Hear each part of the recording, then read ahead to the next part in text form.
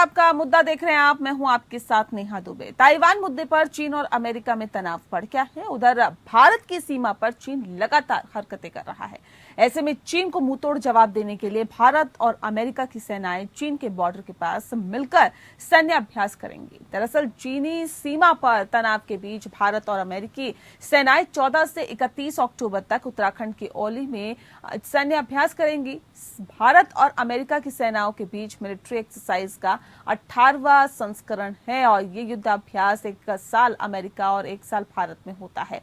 बीते साल युद्धाभ्यास अमेरिका के अलास्का में किया गया था, इसीलिए इस साल भारत में होने जा रहा है। उत्तराखंड के औली में हो रहा इस बार का युद्धाभ्यास इसलिए भी महत्वपूर्ण है क्योंकि उत्तराखंड के बाराकोती क्षेत्र में बीते साल सितंबर में चीन के सैनिकों ने नापाक हरकत की थी। चीनी सैनिक भारतीय सीमा में करीब 5 किलोमीटर तक घुस आए थे और ऐसे में हालांकि कुछ ही घंटों में ये सैनिक वापस भी लौट गए थे। बताया ये भी जाता है कि बाराकोती में एक ऐसा चारागाह है जिसे लेकर दोनों देशों के बीच विवाद है और ये चारागाह 60 स्क्वायर किलोमीटर क्षेत्र में फैला हुआ है। रक्षा विभाग के सूत्रों के मुताबिक भारत और अमेरिका की सेनाओं के बीच ये युद्धाभ्यास 14 से 31 अक्टूबर तक होने वाला है।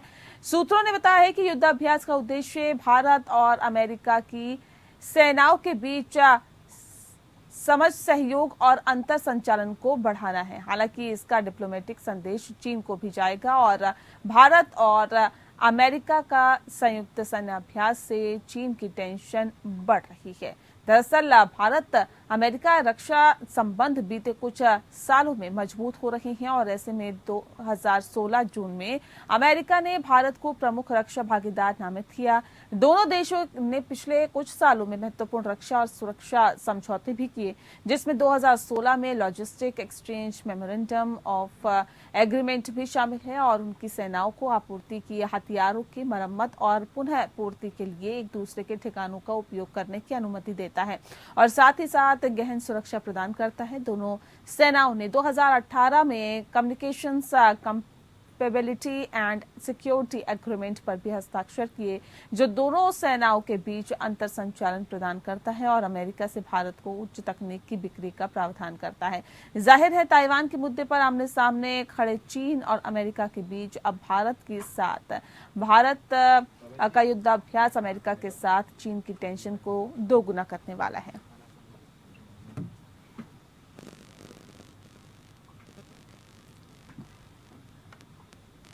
तो आपको बता दें कि भारत और अमेरिका का साथ में युद्धाभ्यास हो रहा है और ये कहीं ना कहीं चीन की टेंशन को बढ़ाने वाला है और ये कहा जा सकता है क्योंकि जिस तरह के हालात फिलहाल ताइवान को लेकर बने हुए हैं, जाहिर तौर पर इस पे आज तफसील से चर्चा करने की जरूरत है और इस वक्त हमारे साथ खास मेहमान मौजूद हैं, उनसे आपका परिचय करा देते हैं। जितेंद्र त्रिपाठी जी इस वक्त हमारे साथ है, पूर्व राजनयिक है। बहुत स्वागत है सर आपका। और जितेंद्र ओझा जी इस वक्त हमारे साथ जुड़ गए हैं, जो कि पूर्व राजनयिक है, जियो पॉलिटिकल एक्सपर्ट भी है। बहुत स्वागत है सर आपका भी। ओझा साहब, इस खास कार्यक्रम की शुरुआत में आपके साथ करती हूँ क्योंकि जिस तरह से अमेरिका के साथ भारत का युद्धाभ्यास हो रहा है, ये क्या वाकई चीन की टेंशन को बढ़ाने वाला है क्या? क्योंकि जिस तरह के हालात फिलहाल अभी तक बने हुए हैं, नैन्सी का जिस तरह का दौरा फिलहाल हुआ और उसके बाद अब भारत और कहीं ना कहीं जो अमेरिका है उसका युद्धाभ्यास चीन के लिए कितनी ज्यादा टेंशन बढ़ाने वाला है?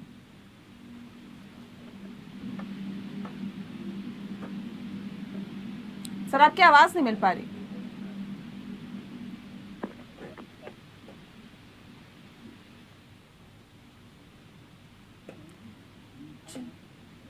चलिए ओझा जी का फिर रुख करेंगे, उनकी आवाज हम तक नहीं पहुंच पा रही। एक बार फिर से कनेक्ट करने की कोशिश करते हैं, लेकिन फिलहाल जितेंद्र त्रिपाठी जी का रुख करते हैं। त्रिपाठी जी, आपको आवाज मिल पा रही है? जी मिल रही, थोड़ी धीमी मिल रही है, अगर तेज बोले तो बेहतर। जी त्रिपाठी जी, अब सवाल इस बात को लेकर है कि जो फिलहाल अभी युद्धाभ्यास चल रहा है, अमेरिका और भारत का जो युद्धाभ्यास चल रहा है, चीन की टेंशन को किस तरह से बढ़ाने वाला आप देखते हैं? देखिए, चीन अभी स्वयं बहुत फंसा हुआ है ताइवान को लेकर के और साउथ चाइना सी को लेकर के, क्योंकि वहां पर अभी नैन्सी पेलोसी की विजिट के बाद टेंशन बहुत हाई हो गया था। अब तो खैर कुछ कम हुआ है, लेकिन चीन फिर भी अभी 7 तारीख तक अपने सैन्य अभ्यास पर चालू रखेगा। अब इसके साथ साथ चीन अगर पाकिस्तान अमेरिका के साथ उत्तराखंड के ओली में हमारे सेना का युद्धाभ्यास हो रहा है, तो ये निश्चित ही चीन के टेंशन को बढ़ाएगा, क्योंकि एक तो ये कि ये युद्धाभ्यास पहाड़ों पर है। इसका मतलब कि पहाड़ी वारफेयर, माउंटेन वारफेयर जो है, उसमें हम अमेरिका के साथ मिल करके और भी एक्सपर्टीज गेन करेंगे, जो कि चीन के लिए खतरनाक है, क्योंकि चीन माउंटेन वॉरफेयर चीन का बहुत बढ़िया नहीं है, अच्छा, बहुत संतोषजनक नहीं है। इसीलिए चीन भारत के साथ सीमा पर कोई बहुत ज्यादा मिस एडवेंचर नहीं करने की कोशिश करता है। तो ये चीन के लिए तो टेंशन बढ़ाने वाला, तनाव बढ़ाने वाला है। इसके साथ ही चीन को एक तरह से ये संदेश भी भेजा जाएगा कि अगर भारत के साथ सीमा पर, पहाड़ी सीमा पर कुछ मिस एडवेंचर करने की कोशिश की गई तो वो शायद चीन के लिए सुखद नहीं होगा। जी बिल्कुल, तो ये संदेश देने की भी कहीं ना कहीं कोशिश की जा रही है। एक बार ओझा जी का रुख कर लेते हैं। ओझा जी, अब सवाल इस बात को लेकर है, जो हालात फिलहाल दिखाई दे रहे हैं, बौखलाए चीन ने चारों ओर से ताइवान की घेराबंदी शुरू कर दी है, इसे आप कैसे देखते हैं कि वाकई बौखलाहट दिखाई दे रही है चीन में? निश्चित रूप से चीन की ये बौखलाहट दिखाई दे रही है। खासकर की जो मैसेज आया है अमेरिका की तरफ से, बड़ा सॉफ्ट मैसेज आया है। देखिए हुआ क्या है कि पिछले कुछ दशकों में चीन ने अमेरिका से हर तरीके से फायदा उठाया, अपना इकोनॉमिक ट्रांसफॉर्मेशन किया और बहुत सारी टेक्नोलॉजीज को भी उन्होंने चीन से, अमेरिका से निकाल लेने की कोशिश की और प्लेगराइज करके रिवर्स इंजीनियरिंग के जरिए जो है बहुत फोकस्ड एरिया में उन्होंने डिफेंस टेक्नोलॉजी पे इन्वेस्ट किया, जिसका पूरा मकसद था एशिया पैसिफिक में, इस एरिया में अपनी डोमिनेशन को बढ़ाए रखने के लिए ऐसे ऑफेंसिव वेपन सिस्टम उन्होंने डेवलप किया। और यहाँ तक कहा कि जो उनके पास जैसे DF-17 मिसाइल की हम बार बार जिक्र करते हैं, वो ऐसी मिसाइल सिस्टम है जिसे अमेरिका के पेट्रियट मिसाइल भी या जो भी उनके शील्ड्स हैं, मिसाइल शील्ड्स हैं, वो उसे रोक नहीं सकते हैं। वो साफ एक मैसेज देना चाहता था अमेरिका को कि आप इस रीजन से चले जाएं। दूसरी बात जो आप देखें कि चीन अपनी जो है जो एक अथॉरिटेरियन पॉलिटिकल सिस्टम है वो भी इम्पोज करना चाहता है पूरे दुनिया में, आप देखें, और खासतौर से इस रीजन में, और एक नया मॉडल उसने ये कर रखा है। और जो ताइवान का है, ताइवान को लगातार कहा जा रहा है कि वो उनका हिस्सा है। देखिए चीन ने क्या हम सभी को मालूम है कैसे चीन ने दूसरे तीसरे और देशों की सभ्यताओं को कब्जा कर लिया है और उसकी 2/3 जमीन जो है उसकी अपनी जमीन नहीं है, वो चाइनीज सिविलाइजेशन की उनका कोई लेना देना नहीं है, चाहे वो तिब्बत क्यों ना हो या ईस्टर्न तुर्किस्तान क्यों ना हो या इनर मंगोलिया क्यों ना हो। तो चाइना के एक्सपेंशनिस्ट डिजाइन को रोकने के लिए अमेरिका थोड़ा बहुत प्रयास कर रहा है। और ट्रंप के समय से आप देखें कि उन्होंने अपने ताइवान पे भी जो वन चाइना पॉलिसी है उसको उन्होंने रिव्यू किया है और ये बहुत अच्छे कारण के लिए उन्होंने रिव्यू किया है। तो चाइना ये बौखलाया हुआ है और वो एक संदेश देना चाहता है जिस तरीके से ताइवान को और इस क्षेत्र के देशों को डराने के लिए कि देखिए इस रीजन में हमारी वर्चस्व इतनी अधिक है कि अमेरिका नहीं आएगा। तो ऐसी स्थिति में अमेरिका का शामिल होना ऐसे सारे जो एजम्पशंस या प्रिजम्पशंस है उसको वो नकार देता है। अमेरिका कहना चाहता है कि इस रीजन में वो आएगा और खुद नहीं आएगा। जो इस रीजन के देश और भारत सबसे बड़ा मजबूत देश है उनके साथ वो खड़ा हुआ है और चीन की जो विस्तारवादी नीति है या अपनी जो अथॉरिटेरियन सिस्टम को दुनिया पे इम्पोज करने की जो मंशा है उसकी वो मुखालफत करेगा। तो संदेश बहुत साफ है चीन के लिए। लेकिन सर भले ही अमेरिका की तरफ से ये संदेश देने की कोशिश की जा रही हो, जो युद्धाभ्यास हो रहा है उससे भी चीन को संदेश जा रहा हो, लेकिन चीन की तरफ से जो संदेश देने की कोशिश की जा रही है, क्योंकि चीन का 26 साल बाद ऐसा असाधारण युद्धाभ्यास हो रहा है, चीन क्या संदेश देने की कोशिश कर रहा है सर, ओझा सर? देखिए चीन ने जैसे हमने कहा कि बहुत कुछ खास एरिया में हाइपरसोनिक वेपन सिस्टम है या कुछ एरिया के साइबर वेपन सिस्टम है या सैटेलाइट वॉर सिस्टम है, जो अंडर वाटर जो रिकॉनेसांस वेपन सिस्टम है, उस पर चीन ने बहुत ज्यादा इन्वेस्टमेंट किया है। हुआ क्या है कि आप देखिए कि नए किस्म का इंपीरियलिज्म चीन ने इजाद कर दिया है। अफ्रीका के रिसोर्सेज जो है अफ्रीका के या सेंट्रल एशिया के या कुछ हद तक फार ईस्ट और वेस्ट एशिया के कुछ पार्ट की जो रिसोर्सेज जो उनकी कीमत 100 रुपए होनी चाहिए वो 5 रुपए 10 रुपए पे चीन खरीद रहा है। तो जो हमारे ट्रेड के डेटा है वो डेटा रिफ्लेक्ट नहीं कर पा रहे हैं कि चीन कितना बड़ा फायदा उससे निकाल रहा है। और जो सेविंग्स हो रही है उसको बहुत बड़ा हिस्सा वो ऑफेंसिव और इस किस्म के स्ट्रेटेजिक वेपन्स पे वो इन्वेस्ट किया जा रहा है। यहाँ तक कि वो 8-9 जनरेशन वॉरफेयर की बात कर रहा है कि वो अमेरिका के कैसे न्यूक्लियर वेपन सिस्टम के लॉन्च को ही मॉल सैंक्शन कर देगा कि अमेरिका के वेपन सिस्टम लॉन्च नहीं हो जाएंगे। तो चीन को अपने ऊपर बहुत अधिक भरोसा है और सारे थिएटर्स को इसने बांट रखा है कि हर एक थिएटर में हर एक मिलिट्री कमांड इंडिपेंडेंट लड़ाई करके जीत सकती है, वो दिखाना चाहता है। लेकिन ये तमाम टेक्निकल एडवांटेजेस के बावजूद चीन को लड़ाई करने का बहुत ज्यादा तजुर्बा नहीं है। 90% से अधिक लड़ाइयां उन्होंने डिसेप्शन से, छद्म युद्ध से जीती हैं और इस वजह से वो मैसेज देने की जरूर कोशिश कर रहा है। लेकिन मेरे ख्याल से जबरदस्त रिबफिंग अगर होती है और 2-4 बड़े सेटबैक चीन के मुंह पे तमाचे लगते हैं तो उनका दिमाग सही हो जाएगा और जो उनकी मंशा है कि वो चीन दुनिया की सबसे सुप्रीम सिविलाइजेशन है, वो जो है इस बात का टूटना बहुत जरूरी है पूरी दुनिया की सुरक्षा के लिए। तो मेरे ख्याल से वो थ्रेट का मैसेज देते रहे, लेकिन तमाम प्रजातांत्रिक देश अगर एक साथ मिलकर चीन को ये दोबारा मैसेज देते हैं तो मेरे ख्याल से चीन के ऊपर अंकुश लगना बहुत जरूरी है। बिल्कुल, बहुत जरूरी है सर, सही बात आपने कही है और बहुत बेहतर तरीके से समझाने की कोशिश की है। त्रिपाठी जी, मैं आपका रुख कर लेती हूँ क्योंकि चीन पर अंकुश लगाना जरूरी है सर। न सिर्फ ताइवान से बाकी देशों का भला होता है बल्कि अमेरिका को तो सबसे ज्यादा फायदा उसका होता ही है, नहीं तो उसके जितने भी पोत है वो बहुत लंबा रास्ता कहीं ना कहीं काट के जाएंगे, उससे बहुत ज्यादा उनको नुकसान होगा। अब सवाल इस बात को लेकर भी है क्योंकि चीन अपने आप को बहुत बेहतर तरीके से दिखाने की कोशिश कर रहा है और ये बताने की कोशिश कर रहा है, देखिए कि वो हर स्थिति में कहीं ना कहीं आगे बढ़ने के लिए तैयार है और हर स्थिति से निपटने के लिए तैयार है। और यही वजह है कि सर चीन के सैन्य अभ्यास में खतरनाक मिसाइलें शामिल की गई है। ये खतरनाक जो मिसाइलें हैं, बताया ये जा रहा है कि ये कहीं ना कहीं जो इसका युद्धाभ्यास भी शुरू हो गया है और ऐसे में इन मिसाइलों के जरिए ये क्या संदेश देने की कोशिश की जा रही है? क्या यही जिस बात का जिक्र अभी ओझा साहब कर रहे थे? देखिए, चीन दो मोर्चों को एक तरह से लड़ रहा है। चीन दुनिया को क्या संदेश देना चाहता है, ये चीज है, और दूसरा चीन अपनी डोमेस्टिक कॉन्स्टिट्यूएंसी को क्या संदेश देना चाहता है।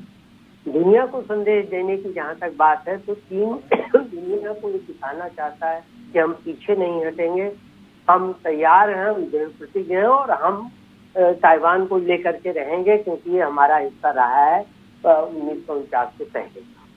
तो चीन और इसके तहत वो ये भी दिखा देना चाहता है कि चाहे दुनिया का कितना बड़ा प्रेशर हो, चाहे अमेरिका का हो या और देशों का हो, G7 का हो, लेकिन चीन उनके सामने झुकेगा।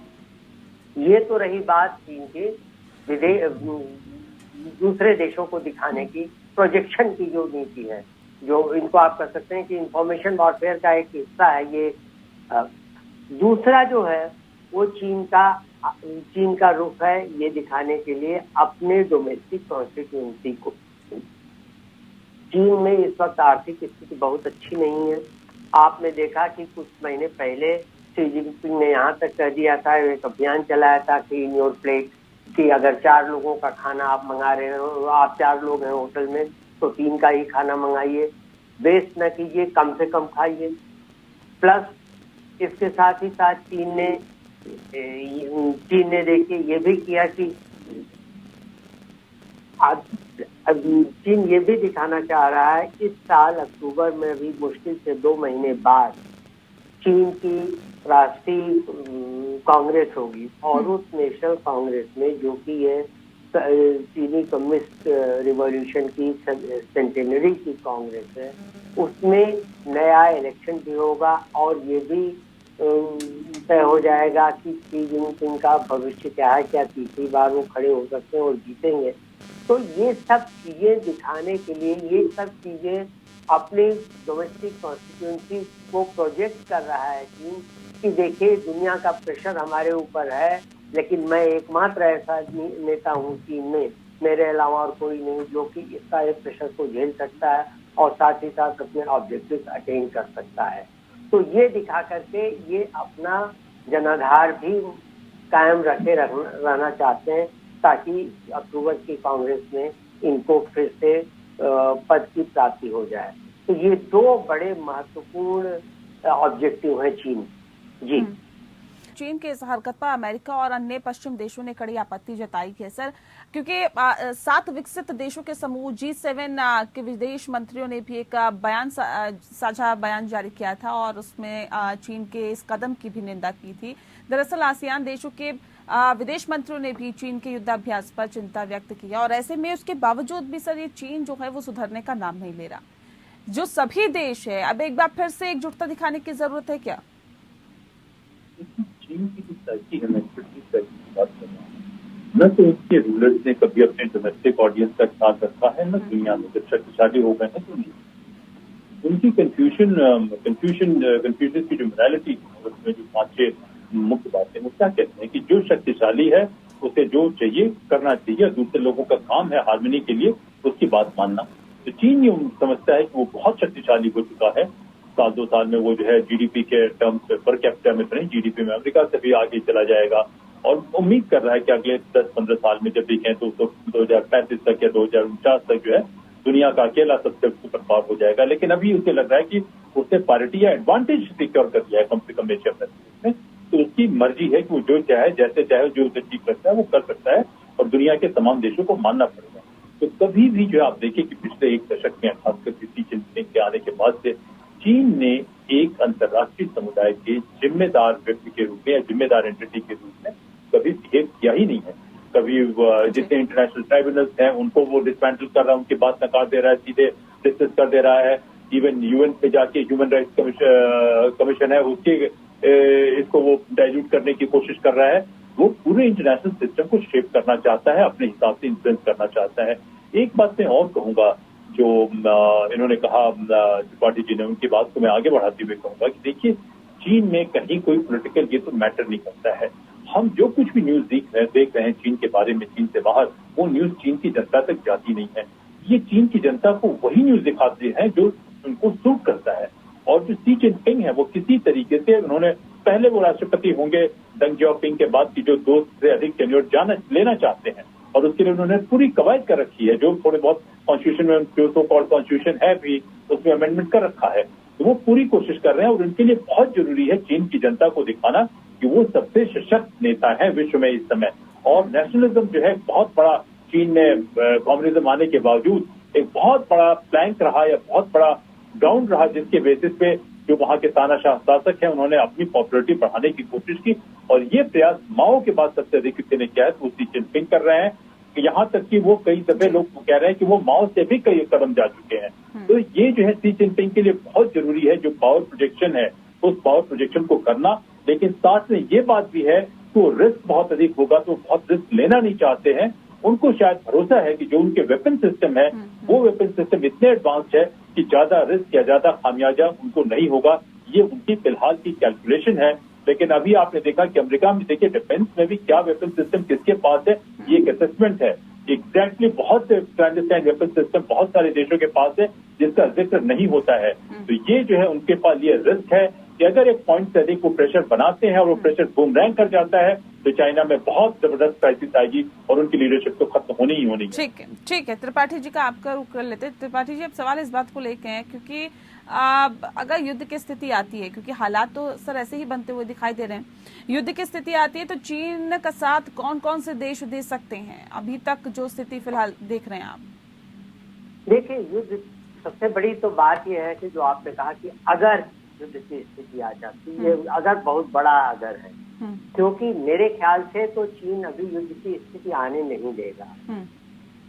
एक ओर से ये कहा जा सकता है कि चीन अपनी डोमेस्टिक कॉन्स्टिट्यूंसी को सेटिस्फाई करने के लिए हो सकता है हमला कर दे और युद्ध की स्थिति पैदा कर दे, लेकिन वो स्थिति रिस्की होती है इसलिए कि उसमें हार भी सकता है चीन। अगर चीन को मुंह की खानी पड़ी तो सारा किया कराया, सारा जो किया धरा है शी जिनपिंग का अपनी पॉपुलैरिटी और अपने पद को बचाए रखने का प्रयास, वो सब बूमरैंग कर सकता है। इसलिए शायद नहीं करेगा चीन। लेकिन अगर ऐसा हुआ तो नंबर 1 सबसे पहले तो पाकिस्तान इसके साथ रहेगा। पाकिस्तान ने कर ही दिया है ताइवान के मामले पे, पेलोसी के मामले पे पाकिस्तान का स्टेटमेंट भी आ गया है कि चीन के साथ खड़ा है।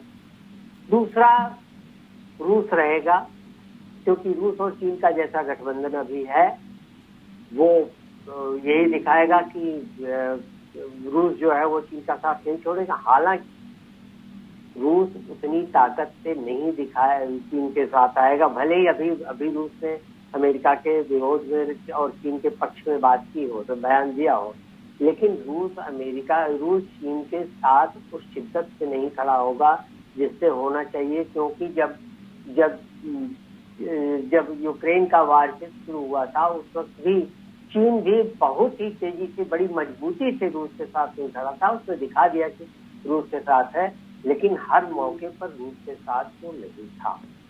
तो इसलिए रूस आएगा चीन के साथ, लेकिन कितनी दृढ़ता से चीन का साथ देगा ये देखने की बात है। बाकी कई देश, तुर्की आ सकता है, क्योंकि तुर्की की अभी जो इस्लामिक आकांक्षाएं हैं वो बहुत बढ़ी हुई हैं, और उसके लिए वो शायद चीन की मदद करे, या चीन की ओर आने से उसके कद में थोड़ा सा इजाफा हो जाए। ईरान आ भी सकता है और नहीं भी आ सकता है। ईरान का बहुत जुल्मी मामला है, क्योंकि ईरान को अभी जो है वो जो joint commission on nuclear test की बात है, उससे ईरान से उसको चालू कराना चाहता है। तो ईरान इसलिए बहुत खुलकर नहीं आगे आएगा। बाकी कुछ छोटे मोटे देश जो है, उत्तर कोरिया आएगा, क्योंकि उत्तर कोरिया तो हमेशा का दोस्त रहा है। बाकी कुछ छोटे मोटे देश हैं जिनको चीन ने कर्जे के जाल में फंसा रखा है, तो वो कर्जे का आर्थिक जाल है। लेकिन मेरे ख्याल से अगर युद्ध शुरू हो जाता है तो ये छोटे देश चीन या अमेरिका किसी की ओर नहीं रहेंगे। तो ऐसी स्थिति में चीन के पास बहुत ज्यादा कोई ऑप्शन नहीं रह जाता। इसको चीन भी अच्छी तरह समझता है कि आज के तारीख में भले ही चीन बहुत बड़ी शक्ति है, लेकिन चीन अभी भी अमेरिका के बराबर शक्ति नहीं रहता। बिल्कुल एक चीज। और दूसरी चीज इसमें ये भी है कि चीन अगर ताइवान पर देखिए आक्रमण करेगा, तो ये आक्रमण या ये युद्ध जो लड़ा जाएगा, ये हवाई और नौसैनिक युद्ध होगा। ये थल सेना का युद्ध नहीं होगा। थल सेना पे जाने का कोई वो नहीं। और ये अमेरिका के लिए भी मुफीद इसलिए होगा कि अभी तक अमेरिका की जमीन पे कोई भी युद्ध नहीं लड़ा गया है पिछले 125 साल। तो अमेरिका नहीं चाहेगा कि युद्ध लड़ा जाए और उसके सैनिक हताहत हो। तो ये युद्ध जो हो, ये युद्ध सीमित युद्ध। बिल्कुल जाहिर तौर पर सर, आपने बिल्कुल सही और सटीक बात समझाने की कोशिश की है। आप दोनों का बहुत शुक्रिया, और जैसा आपका भी बहुत शुक्रिया हमारे साथ इस खास कार्यक्रम में जुड़ने के लिए। लेकिन अभी चीन ऐसी स्थिति आने ही नहीं देगा कि युद्ध हो या युद्ध जैसे हालात बनते हुए दिखाई दे, या फिर किसी भी तरह से अमेरिका को उकसाया जाए, या फिर कहीं ना कहीं ताइवान पर उलझुल कहीं ना कहीं बयानबाजी दी जाए। लेकिन अब सवाल इस बात को लेकर है, क्योंकि बौखलाहट तो साफ तौर पर दिखाई दे रही है। जिस तरह से युद्धाभ्यास चीन ने करना शुरू कर दिया है, बड़ी बड़ी मिसाइलों का इस्तेमाल किया जा रहा है, तो जाहिर तौर पे बौखलाहट चीन की दिखाई दे रही है, और एक साफ संदेश देने की कोशिश की जा रही है कि देखिए हम किसी भी स्थिति से निपटने के लिए तैयार हैं। लेकिन ये बौखलाहट इस वजह से और ज्यादा बढ़ जाती है क्योंकि अमेरिका के साथ भारत का युद्धाभ्यास भी चीन की टेंशन बढ़ाने वाला है। मुद्दा में फिलहाल इतना ही। नमस्कार।